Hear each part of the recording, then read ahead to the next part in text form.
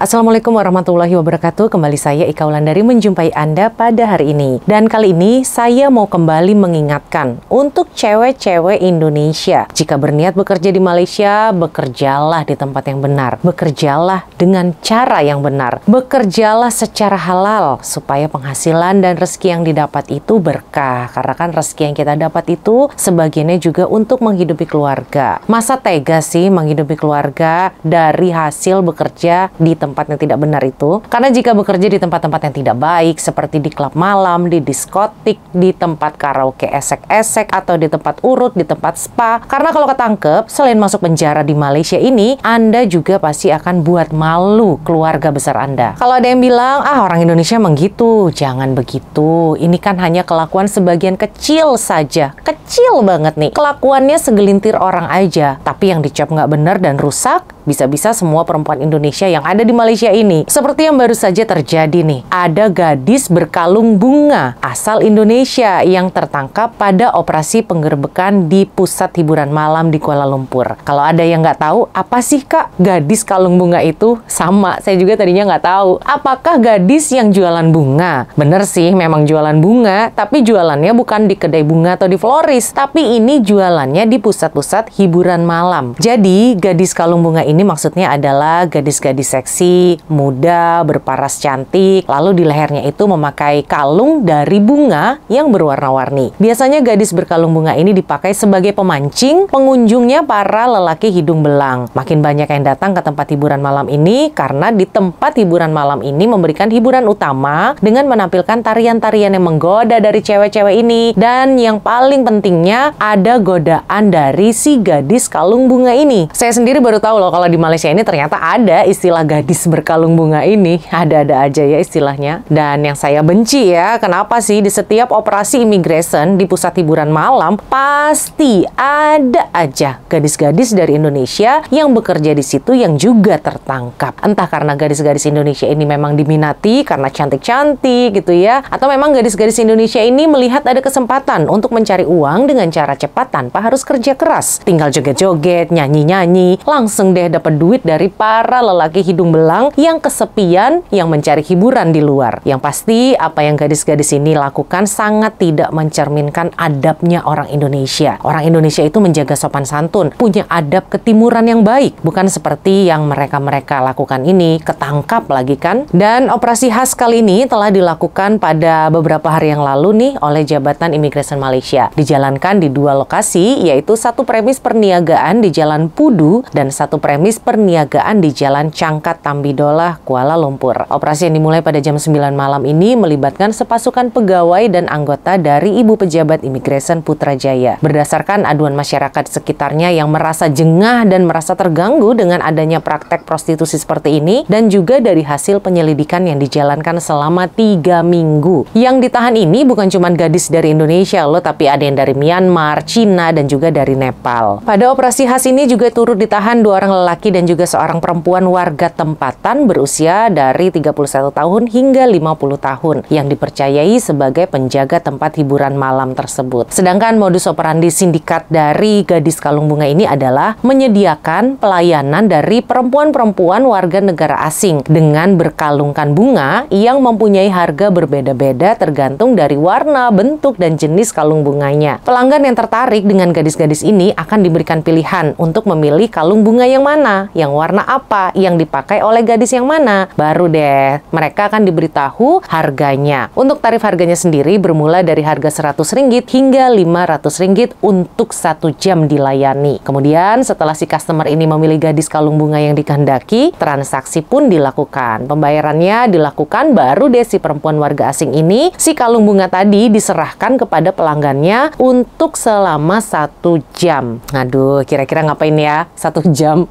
Entahlah, males sih mau mikirinnya. Dan kesemua warga negara asing ini ditahan karena disyaki telah melakukan kesalahan di bawah Akta Imigresen 1963, Peraturan-Peraturan Imigresen 1966, Akta Paspor 1966, dan saat ini mereka semua sudah mendekam dan ditahan di Depo Imigresen Semenyih, Selangor. Di saat seperti ini ya, begitu banyaknya pekerjaan di Malaysia ini yang halal berserakan di mana-mana, malah milih kerjaan lendir begitu. begini. Dan untuk cewek-cewek Indonesia, tolonglah ya, sama-sama kita jaga nama baik negara kita. Jangan malah menjerumuskan diri ke lembah maksiat seperti ini.